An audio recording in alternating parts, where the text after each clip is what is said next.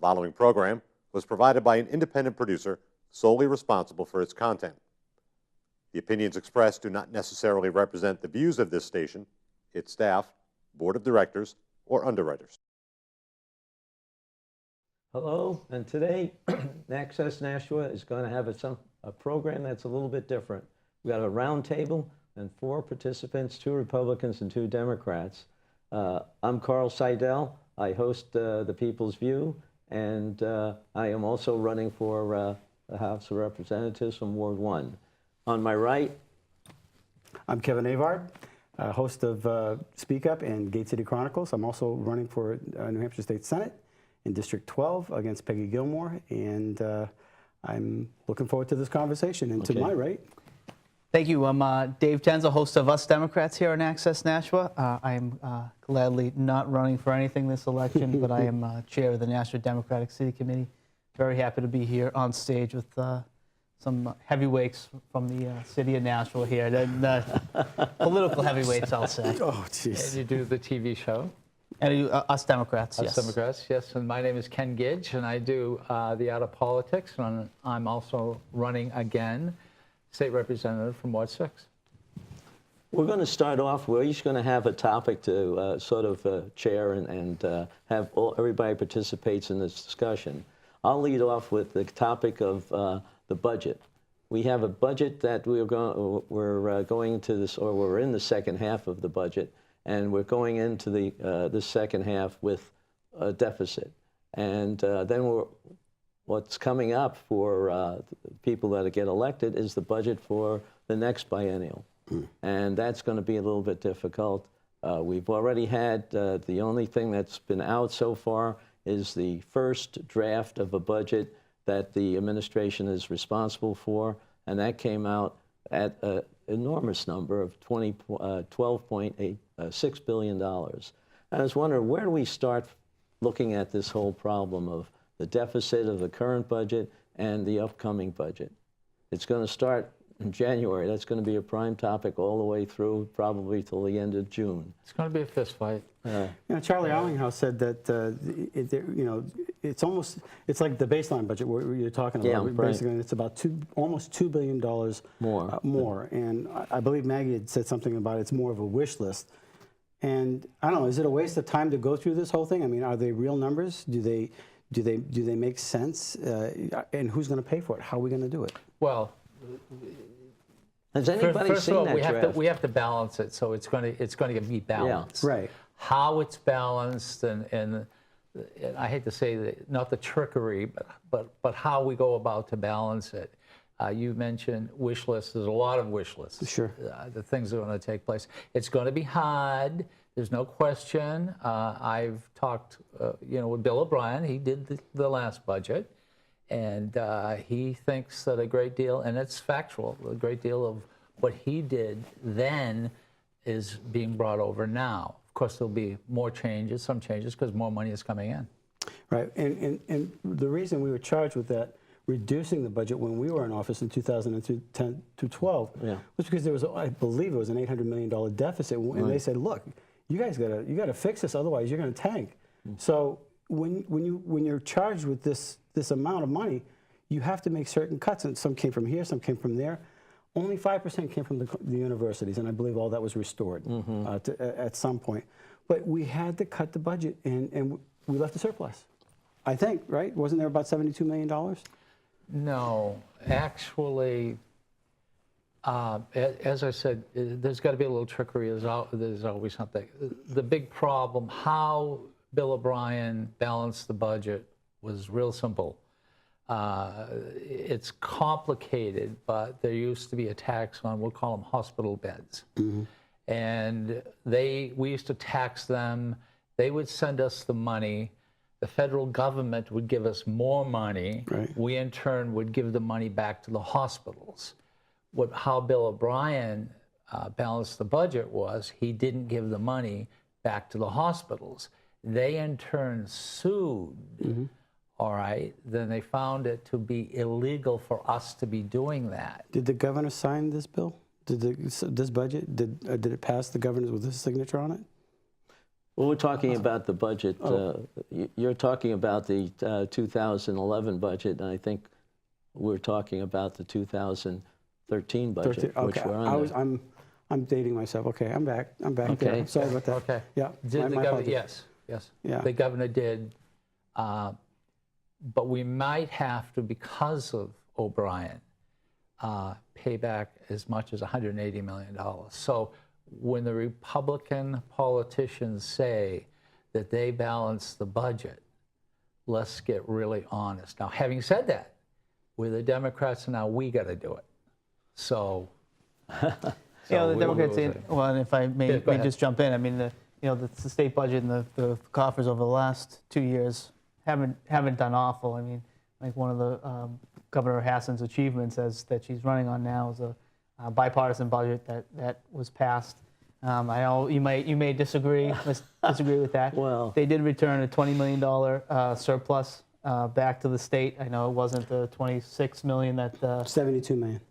I'm sorry, not the $26 million that they had projected, but she did do a good job of coming back and managing the state budget so that it was within within the framework of the But revenues. doesn't that go towards state. the trickery though? I mean, we left 72 million, she spends 50, and she says there's a surplus. Is that how that works? I mean, No. really, honestly, there's a lot of fingers in the pot here, but good. all I was going to say is I just want to make that she called it a bipartisan.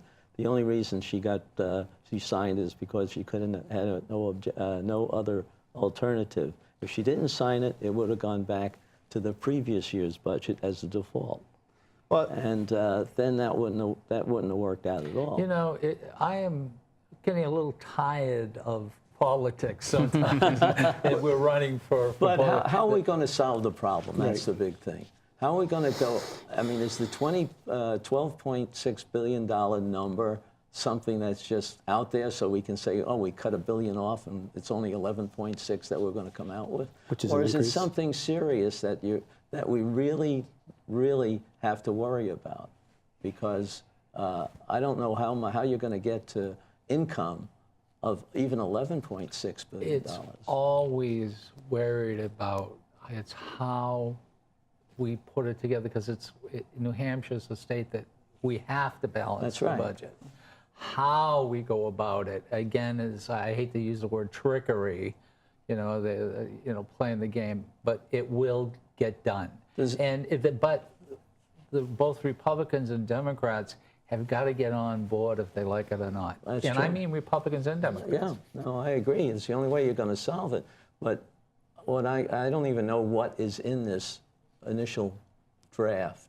Do you have any idea what's in there? What caused it? I mean, is it just salary increases, or is it new programs? It's sort of like, at this point, filing a bill.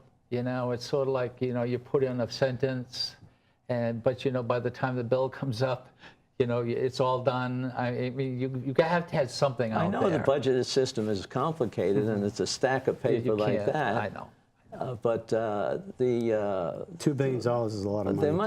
there must be common movement in those numbers that causes that. What is it? Is it people? Is it programs? Is it services?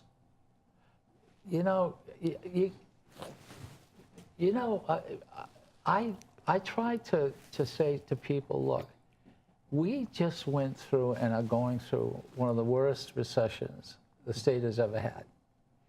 And the opposition takes advantage of it by saying, hey, guess what? You did bad, so we got to do this.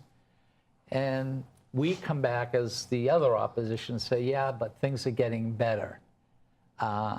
When you brought up a good point, things have to get better. Now, how that's going to happen, and by the way, I think we have done pretty good this summer, and tourism has been up, et cetera, Leaf but not peeping that helped, much. huh? Leaf peeping does help bringing people into the state. That's what the papers say anyway. Well, the reason I bring it up, and we can't really grab onto anything. All we know is this big number. And how can people even tell the voters what they would do to balance the budget? I mean, we're going to do just general things. We're going to make the operation more efficient. We're going to look and see what we can get rid of or not get rid of. what we desperately have. How do we approach that? I know the finance people and the appropriations people do a good job. They work hard at it. Oh, you really, honestly. I don't think, yeah. I wouldn't want that. I wouldn't want that. They work, you know, they work more than a full week every time they're up there. Yeah. But I thought we'd like to know where do we look? Where do we look for? I think that's such a great question. How are we going to do it? And I think if that probably may be the great question. How is it going to happen? And the only thing that I can say, it's going to happen. How? What are we going to cut? I think the governor has asked for $30 million cut across the board. That's sort of a beginning. We've got these lawsuits we've got to take care of. And by the way, the only way we're ever going to get that money back is if we tax more people in the healthcare business equally. So when the Republicans did their budget, they never thought it was going to end up costing. They were going to tax more people, and that's what happened. Well, one of the things that I saw when I was up there is that many of the programs are not really evaluated as to whether they meet their original objectives, whether they stay within budget or whatever. It's only, oh yeah, that's good, we accomplished something, we need 10% more money type of thing. And I know, for example, when the university came for their capital improvements, the community colleges did a darn good job, and we wound up giving them everything. This is part of the Public Works Committee that I was served on. We gave them everything they needed, and they accomplished something over that time period. I think they're still accomplishing very good things. Didn't they do a good job? Yes, they're very good. The university came in, and it was almost like they expected another $30 million like they got the year before. You know what the problem was with the university? No. They didn't play politics. And they probably should have had somebody, and it's true. They might have with the Senate. I don't know, but with it. And in some case, they were arrogant. Yeah, they were. Okay? I agree with you. And they should have had somebody understanding us. But it's just like politicians. going to the board of directors in a company. If you don't, you know, you got a major revitalization of your company, you're going to have to really sell them, and you got to do it. But when you come in and you say, well, the company has no future unless we do this, need $30 million. That doesn't sell. Not at all. No. Let me just throw something out, one other thing. The Republican candidate says he can cut 2.5% off the budget costs. Which candidate? Havenstein. He says that, and do you think that is all possible? Well, not by himself, first of all. Well, I mean, no, you're not going to do anything by yourself, but he's going to if he gets elected, he claims he's going around to the administration and says, you cut your 2.5% from what you have now. Well, he ran one of the largest companies in the state. I think if anybody's qualified to do that, he has that ability. Kevin, you're a businessman. A small businessman. When you went up there, you thought as a businessman you're going to do real good. All of a sudden you got educated in politics. Okay? He is making statements as a businessman who knows nothing in a sense about politics. In fact, if you listen to several of his interviews, who people really got down at him, he knew nothing about But he knows politics. about leadership. He knows about leadership, and he knows how to rally the troops, and he knows how to work with people on various different parts of business. Well, I hate to cut you off, but we've run out of time for this segment, and I think we're just going to have to see what happens. Yep. Absolutely. Okay?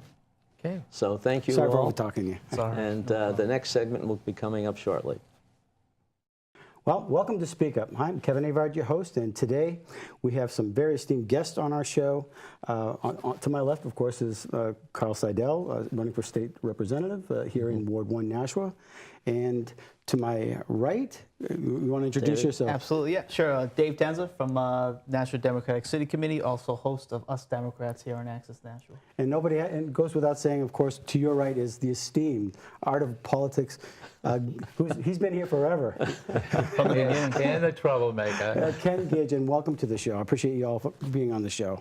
Thank you. And I guess the topic is going to be about the economy. And, you know, obviously, you Democrats and Republicans, and at some point, we have to come to agreement, and we're going to have to work together should we all get elected, re-elected. And the economy, obviously, is one of the, you know, when you knock on the doors, you know, that's what people are concerned about. They're concerned about how am I going to pay the bills? You know, are there new taxes coming?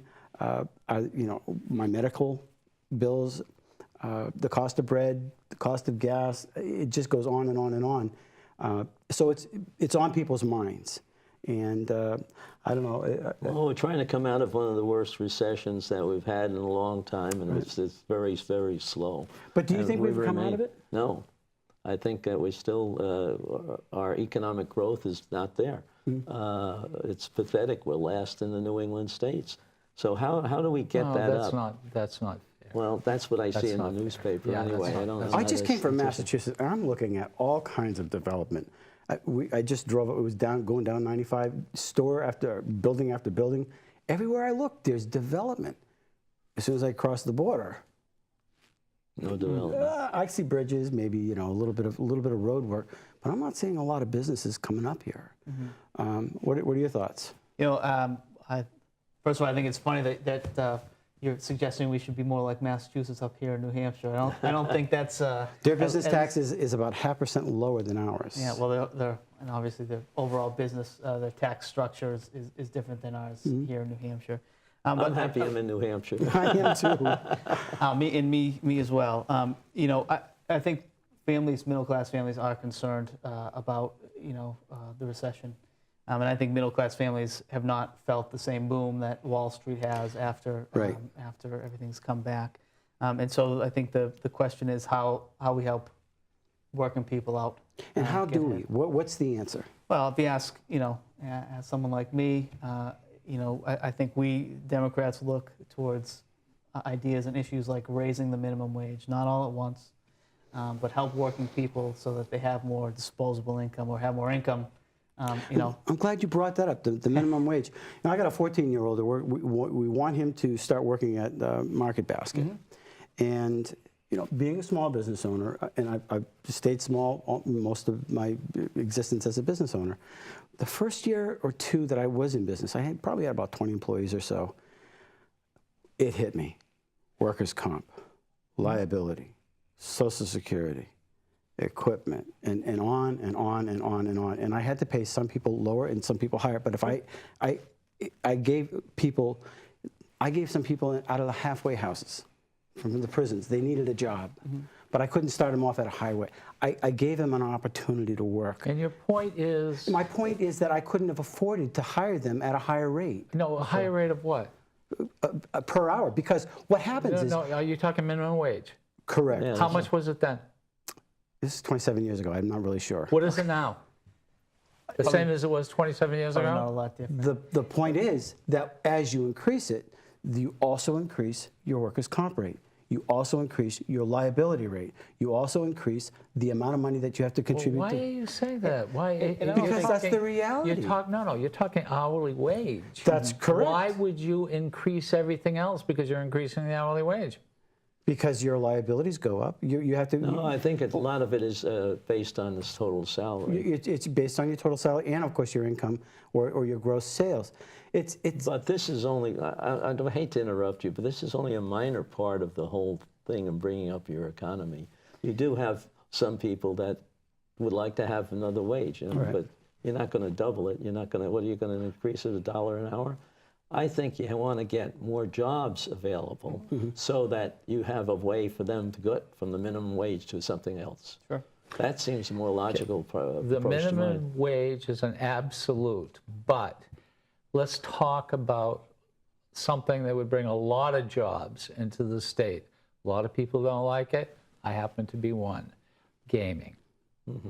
Professional gaming in the state of New Hampshire we either are going to have gaming in the state of New Hampshire, or 25 to 40% of the license plates will be in the Everett parking lot where they have gaming. Millions and millions of dollars heading that way. Can you say And absolutely job. sure, with positively, that there's no corruption that goes along with gaming? Excuse me. Can you? Excuse me. If I remember correctly, I just read a story about popes in church stealing from one another, okay? No, there's always Ken, a problem. That's bad. Yeah, I That's know. bad. And so the Pope shouldn't do it. Now, So, but the point is if there's corruption that goes along with the game. Corrupt. Hold on. Excuse me a second. There's corruption in everything. Are You you, can't get are off you on that. saying corruption is the reason why you don't want it? It's not the only reason. Do you There think? have been at least 38 times that we've tried to get that in New Hampshire. And I think that instead of gaming, why don't we lower the taxes? Why don't for the businesses so that they're competitive with Maine or Massachusetts, Connecticut. drop it down at least 0.5% so that more businesses will say, hey, New Hampshire's open for business. Start on some of the regulations and deregulating a little bit. Excuse me, you were just talking about jobs, and we can Right. probably bring in 5,000 jobs by one gaming institution. Now, please, guys, don't say you're going to cut it here and everybody's going to run here. So is everybody wanna going to lose graduate your from money? UNH and go work for the gambling place? Come on, let's get better You jobs. have a variety of things. Excuse me. Let's get a better job. Gaming jobs are good jobs. Let's get better jobs for sustainable jobs, like get Raytheons here, more Raytheons, or type of businesses like that. Until you High do tech. that, let's get And how do gaming. we do that? And we have a great opportunity here in Nashua to do part of that. And part of Yes. that is bringing commuter rail here for people who may not want to live in town, but we want to commute up every day. Will that bring them here, or will that help us to go to Massachusetts and work? Well, both. I mean, I think people are going to Massachusetts anyways to work in the tech sector or work in Boston. I think it'll certainly help with a younger population you moving here. just proved my point. The tech sector. So you got somewhere 90,000, I don't know, some nebulous number of 90,000 people exiting the state every day. And then, of course, there's a traffic jam coming back. Now, they're paying Massachusetts income Taxes, tax. yeah. They're buying gas down there. They're buying goods down there. And then they're coming back up here, and then they're paying their high property taxes. Why not try to attract some of those businesses to New Hampshire? How? I mean, I think, yeah. How? Okay, you want to make it easy for them to start a business and to expand. Right. You don't want to have to go through all the rules and regulations.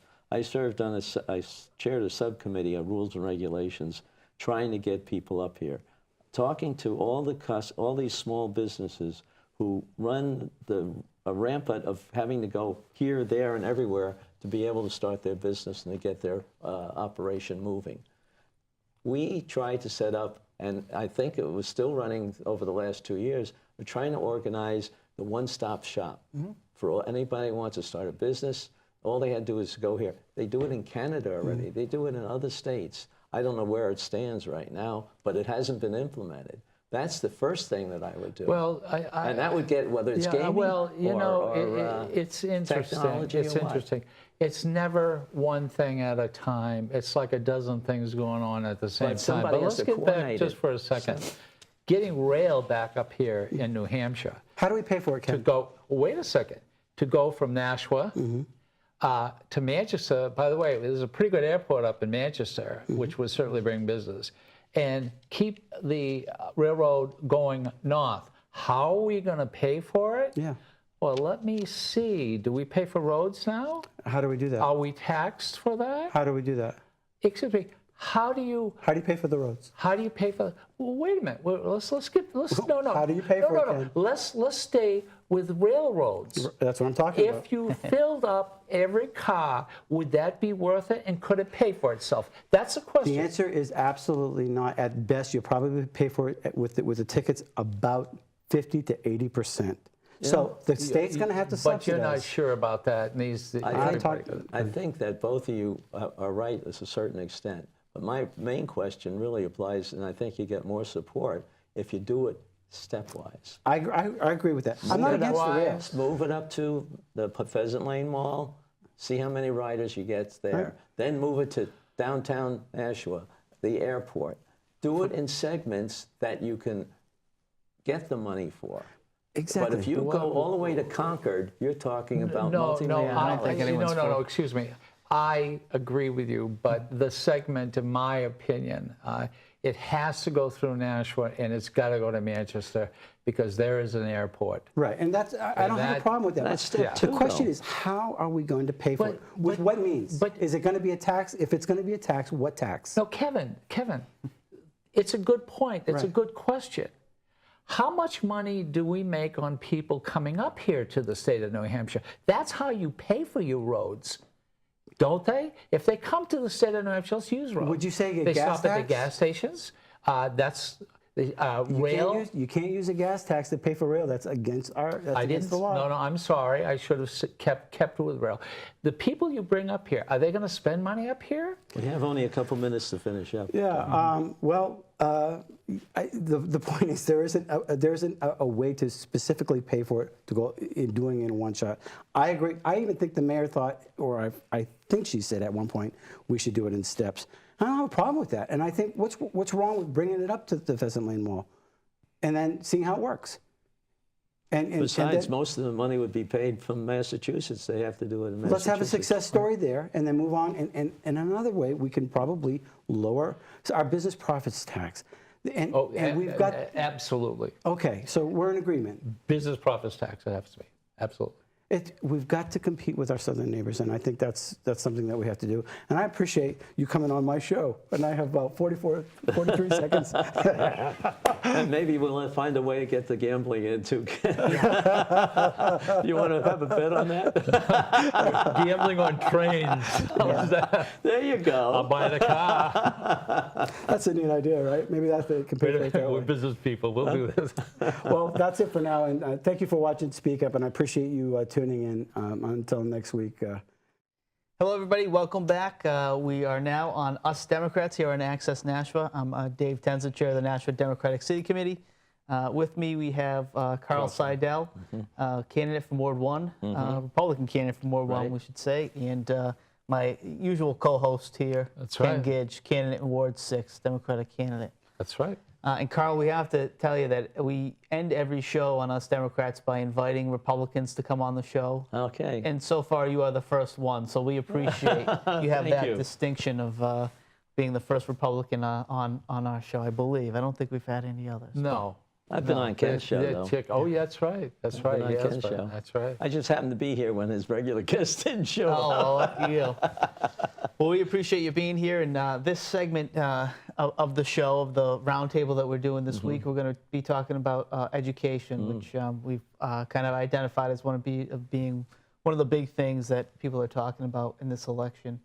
You know, it's the topic of education comes up in a lot of different ways. We talk about funding higher education in the University of New Hampshire. We all have heard that, you know, college students getting done here in New Hampshire have some of the highest student loan debt in the country. And then we also talk about, you know, support of public education and what that means in the political setting at the state level. Some of the things that have been done this term or done last term, and you know, how we're going to move forward, really strengthen the public education system. I have 2 young kids who I intend on sending to public schools here in Nashua. So it's an issue that's really important to me. You know, and it's an issue I think that's important to Democrats and Republicans alike, because it's really the biggest way that we're going to move the state forward and keep young people here and let them know how why it's important. There are many revolutions taking place right now. We're historically in a very flux, and that is, one is certainly education. We talked earlier about educating different than going to a regular college, but going to a Community college. A community college. People work more with their hands now, and robotics. Some of these kids are going Some of those in. programs are really sophisticated at community college. They're going in, starting the program, and a lot of them being hired right out of there for robotics. So where's a big change taking place? But it starts down with the local education, don't you think? Yes. One of the things that I'm concerned with is the lack of what I see local control. Everything comes down, federal people bribe the state bribes local people, and the local people say, if I don't go along with it, I don't get my money. And how do I run my school? I think that little chain has to be broken. I don't know how, but I think that we have to look at more local control. One of the problems I see with the local program is Common Core. I don't know what you people think of Common Core, but I think it's, first of all, it's being implemented the wrong way. You don't implement it across, you know, the grades, kindergarten through 12, all at once. You sort of phase it in, because the people that are in high school. What do you mean by that? Well, you implement it at the start of the elementary school, maybe a couple of grades at a time, and the next year you go a little bit more. So you're moving a wave through the school system. Kindergarten, is that involved with it? Well, whatever program you're putting in, it seems like every 6 to 10 years you're implementing a new program. Yeah. You know, now it's Common Core is the one that's coming in trying to replace No Child Left Behind. And everything's governed by the money coming from Washington, and it's doled out by, one thing I don't understand, I never did find out while I was up there in Concord, why do we have a Board of Education and a Department of Education? Don't you need both of them? Yes. Yes, you do. And Why? yes. Why can't one or the other and side? I believe in the teachers, and I believe in the teachers' unions, and yes, we do need that, because you want, if you know, it's kind of funny to keep it local. You sort of have to get out of the city of Nashua to go to the state of New Hampshire, so they can make sure that everybody is almost doing the same thing. And that's very simplistic. I make it very simplistic. But one thing you did bring up, I think, is really, really important, is we have to get back to where we used to be. Now, what a lot of people, I believe the Republican Party, would like to have let kids go to other schools and have the city or state pay for that. Well, that takes away from David's kids who are going to go to public school. Not the formula as it goes now only takes a portion of that money to pay for charter schools or some other schools. So the schools actually wind up with more money per child. It's a typical Republican. You can't say you take some away and you end up with more. Yes, you can. Yeah. Because per student, more per student. And that's one of the gauges that I think you have to evaluate how what kind of return you're getting for your investment in education. I think if you go to some of the charter schools with the half, what is it, half? It's no more than 60% of what the state pays for regular public schools for child. And they do a much better job. If you've gone to some of the charter schools around here, the kids are happy, they're controllable, they want to learn, they come back, and you don't see that as much. Absolutely true. My wife taught at a charter school for 9 years. It's not absolutely true. Well, it might not be for everyone, but they find out that they don't get their students if they don't. Public education is, we've got to get back to that. But one thing in public education is, and what I found out, and because there's so many things, it's not ever one thing. One thing is that we have to get the teachers the respect back that we have with the teachers, because every time they talk about teachers union, it goes back to the teachers. Every time they talk about the administrations, it's always going back to the teachers. Why would anyone want to teach? The teacher's number one, the administration, and if they need a union, it's a union. Okay. And And if I could say, just a little bit about the Common Core, my understanding, and one of the good things it does is that it, allows teachers to help kids develop their problem-solving skills, so that it's not, they're not necessarily just teaching to a test, which I think is one of the major criticisms of No Child Left Behind. That there's all this. Well, they're going to teach to another test. Right. That's all. Right. Well, but this idea of that, the most important thing for our kids is to learn critical thinking and reading. I think that's getting back to the fundamentals of public education system that has made the country so great. I have to plug my wife, Lee Garrett. Her last book is Cognitive Yoga, and what it is mindfulness, and it's a handbook for teachers in classrooms. I almost forgot it, which was awful. Which would have been awful. So a lot of things are taking place. Is there any solutions? Solutions. You talked a little bit about supporting teachers and making sure the teachers have a role in our society that's celebrated and not necessarily looked down upon. I think one of the ways that the state government supports education and maybe teachers is by supporting programs by saying it's our goal to have full-day kindergarten for all every child who wants it. I know that the dropout age has been lowered for the last couple of years, and telling our kids it's important that you stay in school through high school. They should want to stay in school. You shouldn't have to make them stay in school. No, we shouldn't have to make them. And there's some kids that you were talking about discipline, I think, in one before. Maybe they're the ones that don't want to be there. Nobody has any idea some of the things that take place in schools. What I have been told and have talked with some of the unions, believe me, the teachers' unions and the administrators and the teachers are all on the same page when it comes to a particular group of people. Now, in Nashua, I believe there was a Phoenix program, which they took the very difficult, who need more help. And then they got rid of that. I think it was only $200,000. So they put them back into the regular, and everything is disrupted again. Yeah. They think they learn These are like good that. kids. They just need a different way. Yeah. And that, I think, is one of the major problems, that they're not allowed to sort of separate the kids with the particular problems.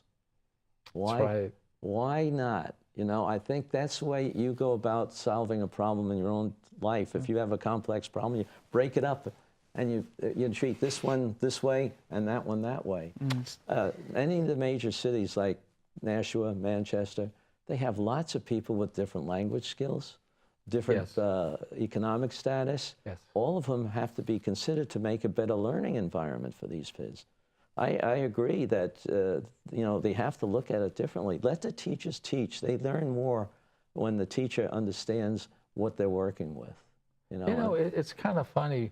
We're talking about the teachers and the unions and the administrations and how the money's come.